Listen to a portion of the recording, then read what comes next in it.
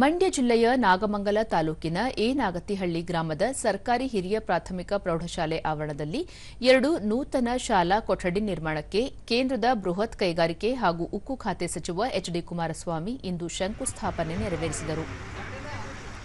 ಈ ವೇಳೆ ಮಾಜಿ ಶಾಸಕ ಸುರೇಶ್ ಗೌಡ ಸೇರಿದಂತೆ ಸ್ಥಳೀಯ ಮುಖಂಡರು ಉಪಸ್ಥಿತರಿದ್ದರು.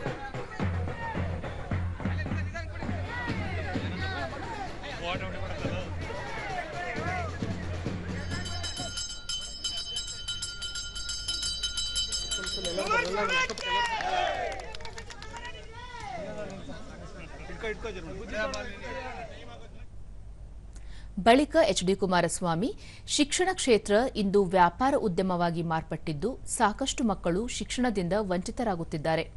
ಪ್ರಮುಖವಾಗಿ ಗ್ರಾಮೀಣ ಪ್ರದೇಶದ ಮಕ್ಕಳಿಗೆ 1 ರಿಂದ 12ನೇ ತರಗತಿವರೆಗೆ ಉಚಿತ ಶಿಕ್ಷಣ ನೀಡಬೇಕೆಂಬ ಉದ್ದೇಶವಿದ್ದು, ಅದಕ್ಕಾಗಿ ರಾಜ್ಯದಲ್ಲಿ ಜನತಾ ಸರ್ಕಾರ ಅಧಿಕಾರಕ್ಕೆ ಬರಬೇಕು. ಆಗ ಮಾತ್ರ ರಾಜ್ಯದಲ್ಲಿ ಗ್ರಾಮೀಣ ಪ್ರದೇಶದ ಮಕ್ಕಳಿಗೆ ಉತ್ತಮ ಶಿಕ್ಷಣ ದೊರೆಯಲಿದೆ ಎಂದು ಹೇಳಿದರು. ಕೆಲಸ ಕೊಡತಕ್ಕಂಥ ಕೆಲಸ ಏನು ಮಾಡೋದು, ನಮ್ಮ ಶಿಕ್ಷಣಕ್ಕೆ ಅದರಲ್ಲೂ ಗ್ರಾಮೀಣ ಪ್ರದೇಶದಲ್ಲಿ ನಗರ ಪ್ರದೇಶದಲ್ಲಿರ್ತಕ್ಕಂಥ ಶಿಕ್ಷಣ ಕೊಡಬೇಕು ಅನ್ನೋದು ನನ್ನ ಸ್ವಂತ ಅಭಿಪ್ರಾಯವೂ ನಾನು ಇಟ್ಕೊಂಡಿದ್ದೇನೆ.